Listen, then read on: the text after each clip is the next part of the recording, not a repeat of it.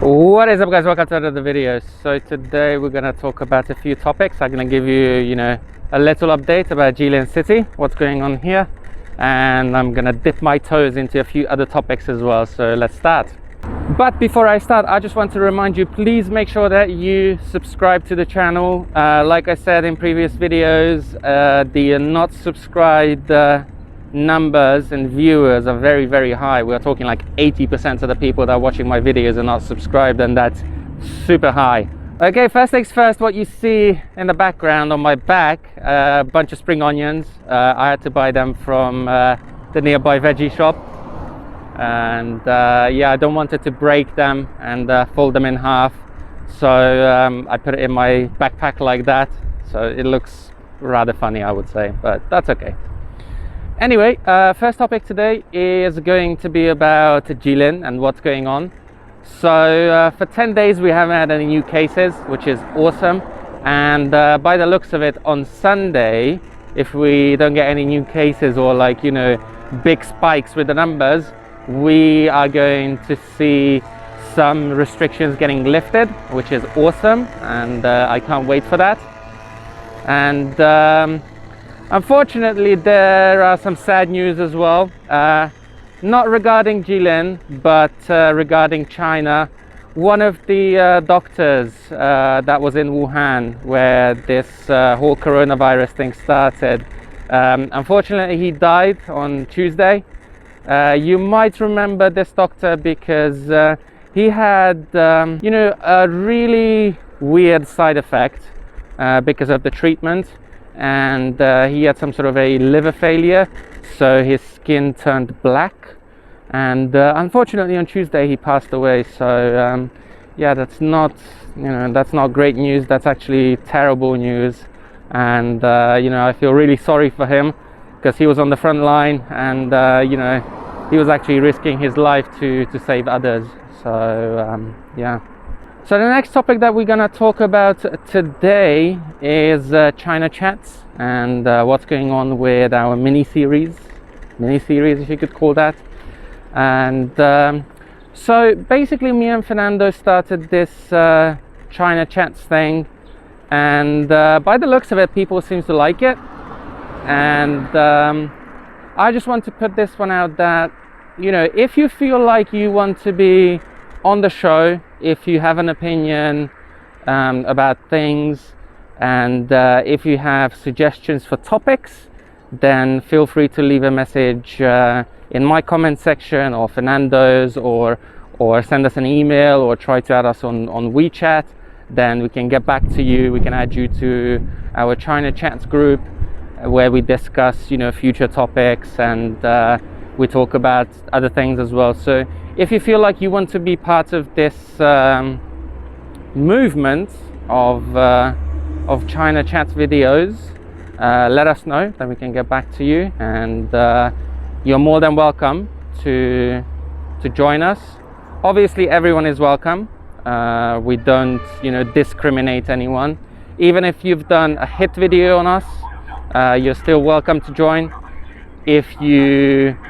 If you can express your opinion in a civilized manner, we honestly don't care what you think about us, because we think everybody should be entitled to an opinion. And even if we disagree, we are very happy to listen to your opinion and discuss it. So don't be shy, don't be scared. Just drop us a message. Then we are very happy to talk to anyone and invite anyone onto the panel. All right, so next thing that I would like to talk about is this QR code scanning thing in China that we have, which is a very advanced system, but unfortunately it doesn't really apply to foreigners in Jilin.